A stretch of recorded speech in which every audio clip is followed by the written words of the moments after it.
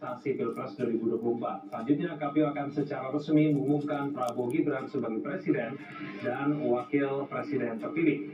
Babak baru politik Indonesia segera dimulai jika sebelumnya peta politik tergambar dari koalisi partai politik pengusung kandidat atau disebut dengan koalisi kandidasi, maka selanjutnya peta baru politik akan mengarah pada apa yang disebut koalisi kabinet.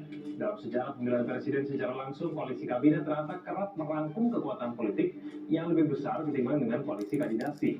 Sehingga kali ini, peluang koalisi kabinet akan lebih luas dari koalisi kandidasi sangat terbuka lebar. Putusan MK dan peta baru politik Indonesia akan disajikan dalam special report malam hari ini bersama saya Kevin Egan.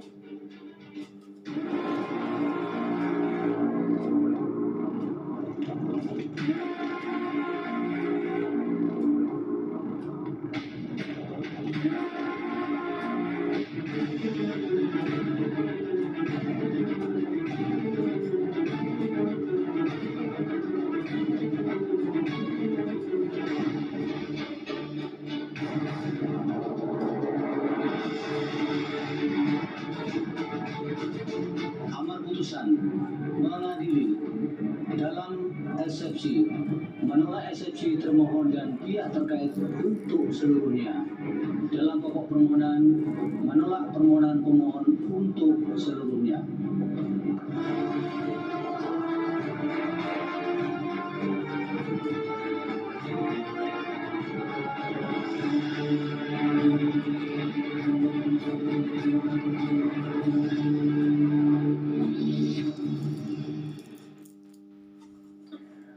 Ya, pemirsa, kami mengajak Anda kembali untuk mengingat momentum Majelis Hakim Mahkamah Konstitusi atau MK menolak seluruh permohonan gugatan perselisihan hasil pemilihan umum yang diajukan kubu Anies Baswedan dan Muhaimin Iskandar dan juga Ganjar Pranowo Mahfud MD.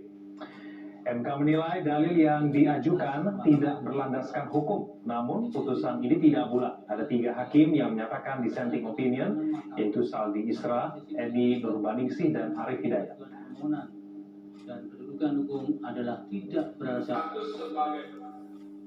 SCP termohon dan SCP pihak terkait berkenaan dengan kewenangan mahkamah, serta SCP pihak terkait mengenai tenggang waktu pengajuan permohonan dan kedudukan hukum adalah tidak beralasan menurut hukum. Mahkamah berwenang mengadili permohonan aku. Permohonan diajukan masih dalam tenggang waktu yang ditentukan oleh peraturan perundang-undangan. Pemohon memiliki kedudukan hukum untuk mengajukan permohonan aku. SCP termohon berkenaan dengan pokok permohonan adalah tidak beralasan menurut hukum.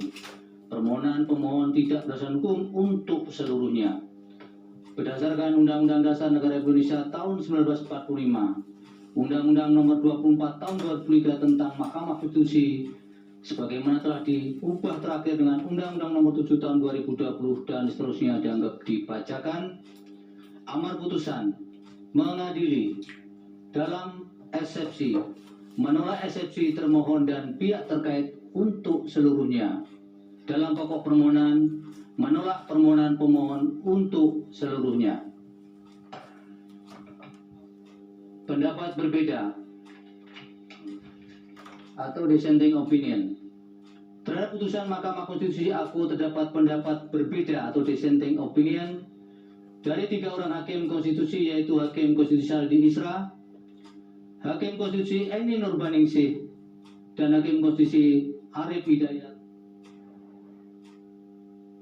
Dan usai putusan MK tersebut, Komisi Pemilihan Umum akan menetapkan Presiden dan Wakil Presiden terpilih pada Rabu 24 April. Ketua KPU Hashim Asyari mengatakan bahwa penetapan tersebut akan dilakukan dalam rapat pleno penetapan Presiden dan Wakil Presiden terpilih di kantor KPU.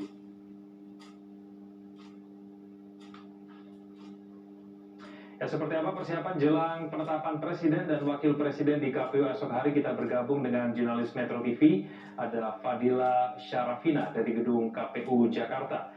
Fadila, seperti apa agenda penetapan Presiden dan Wakil Presiden yang berlangsung di KPU esok?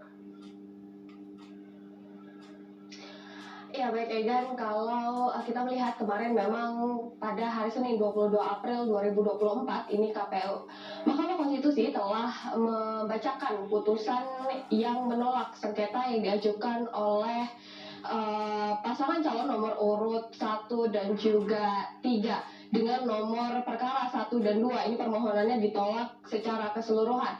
Ini berarti keputusan ini juga memperkuat surat keputusan KPU nomor 360 tahun 2024 tentang penetapan hasil pemilu 2024 secara nasional. Nah, kalau kita merujuk pada PKPU nomor 6 tahun 2024, memang KPU ini maksimal harus menetapkan presiden dan juga wakil presiden terpilih 3 hari setelah putusan Mahkamah Konstitusi ini dibacakan, atau berarti maksimal adalah hari Kamis. Tapi memang dari KPU ini sudah menjadwalkan penetapan ini akan dilakukan pada hari Rabu besok pada pukul 10 pagi di gedung sidang utama dari KPU di lantai 2 gedung KPU Pusat.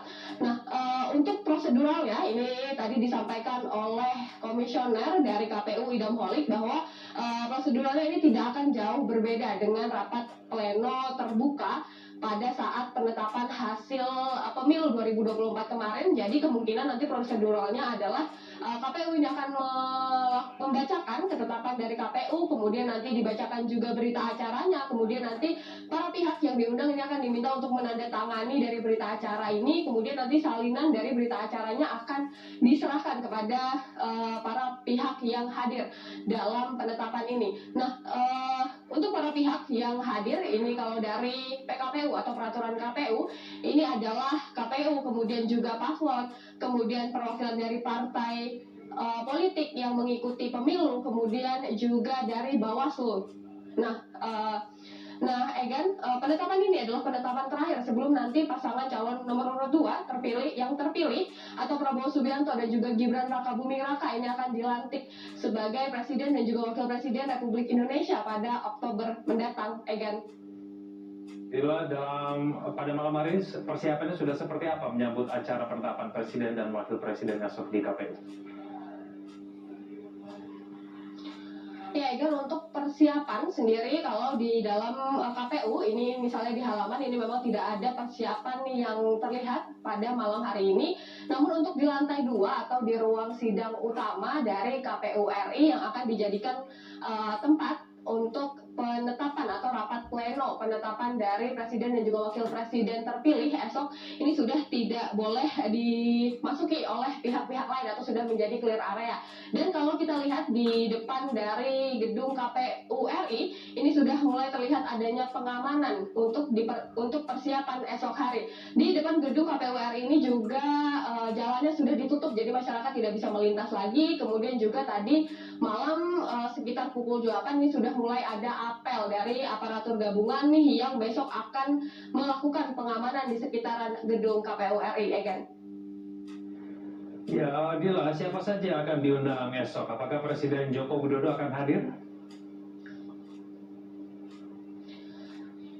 Iya, Egan, kalau kita mengutip dari pernyataan dari komisioner KPU ini yang diundang adalah pihak-pihak terkait. Pihak-pihak terkait ini siapa saja? Misalnya seperti pasangan calon, baik pasangan calon yang terpilih atau Prabowo dan juga Gibran, kemudian juga pasangan calon nomor urut 1 dan juga 3 ini juga diundang, kemudian ketua umum partai, ketua dari lembaga-lembaga negara, Presiden Republik Indonesia ini juga diundang. Namun untuk selengkapnya berikut adalah pernyataan dari komisioner KPU Idam Holik untuk Anda.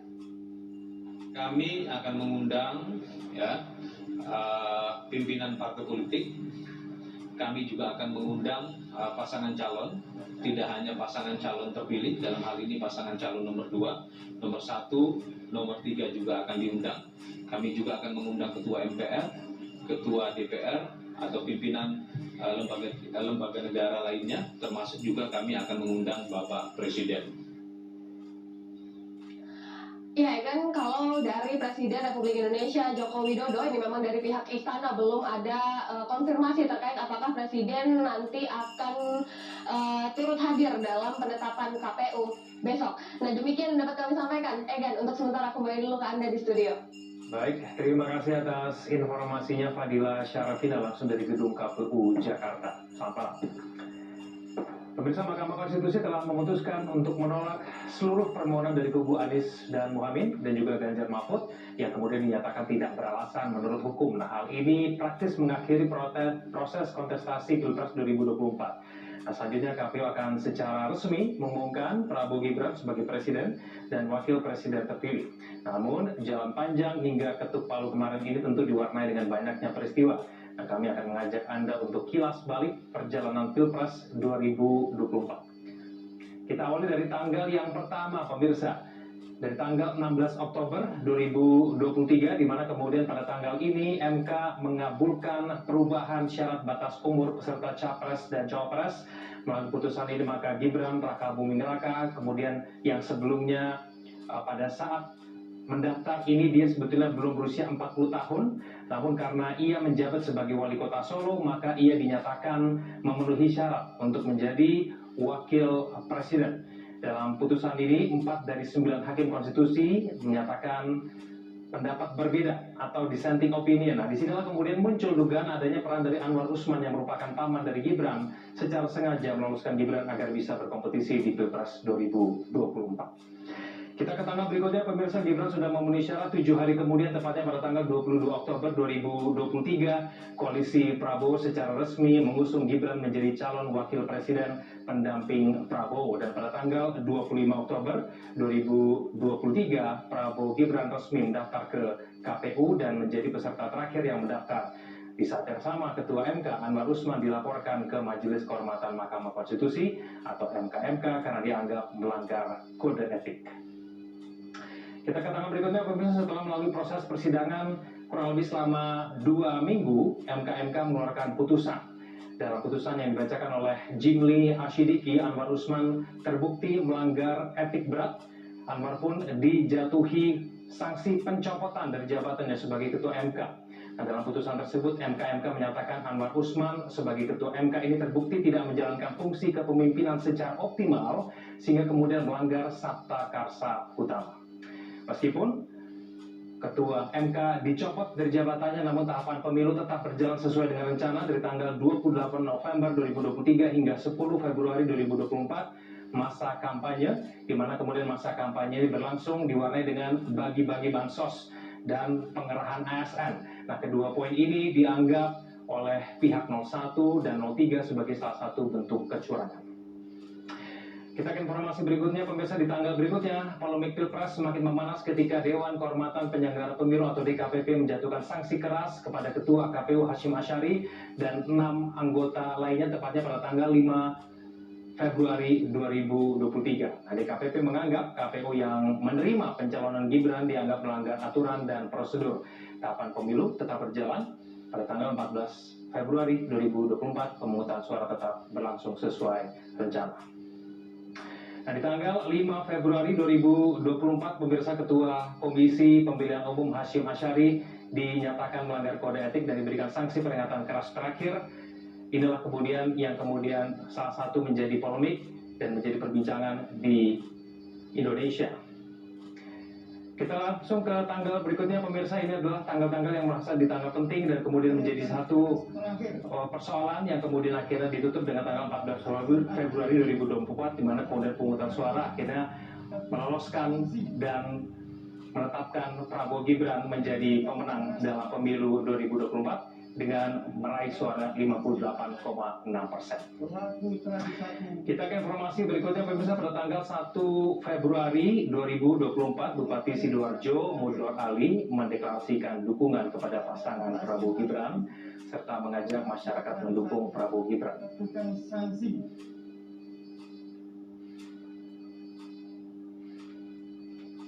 Isi hukum serupa pada sebagian isu tersebut, terkecuali untuk beberapa persoalan yang menjadi tumpuan perhatian saya, termasuk sebagian argumentasi dan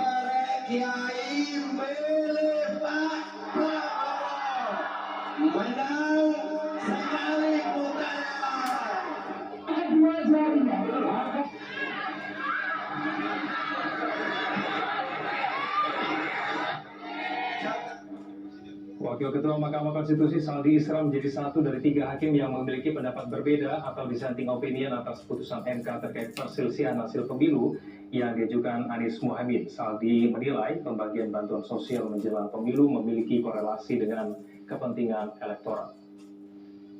Serupa pada sebagian isu tersebut, terkecuali untuk beberapa persoalan yang menjadi tumpuan perhatian saya, termasuk sebagian argumentasi dalam permohonan.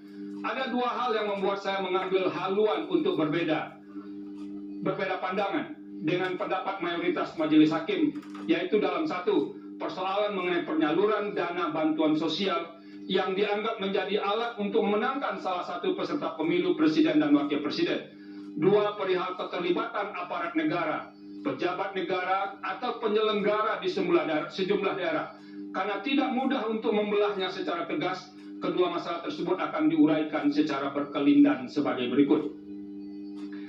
Bahwa pemohon mendalilkan persoalan di atas dalam uraian yang tersebar dalam sebagian besar permohonan, tanpa bermaksud menyederhanakan permasalahan tersebut, melainkan mempermudah dalam menjawab dalil permohonan. Saya tidak akan menanggapinya dengan memperinci setiap uraian dalil dalam permohonan. Saya mengambil inisiatif untuk menanggapi dalam 2 bahagian besar. Pertama, melihat aspek dalil dan fakta yang dikemukakan secara konkret dan spesifik, kemudian melihatnya secara umum dalam konteks pengelolaan anggaran negara dan pelaksanaan program pemerintah dalam kurun waktu yang berdekatan dengan penyelenggaraan pemilu. Dalam permohonannya, pemohon mengungkapkan fakta dan kejadian tertentu secara spesifik, yaitu dukungan yang diberikan Presiden terhadap pihak terkait, pasangan calon Presiden dan Wakil Presiden nomor urut 2. Dukungan dimaksud sebagaimana dalil pemohon dilakukan dengan cara mengalokasikan anggaran negara tertentu dan diwujudkan melalui pelaksanaan program pemerintah berupa penyaluran dana bantuan sosial. Sidang putusan MK 22 April kemarin menarik perhatian khalayak luar negeri. Di luar putusan sendiri ada banyak dinamika yang kami rekam. Informasinya akan kami rekam saja. Seperti dapat Anda lihat pemirsa.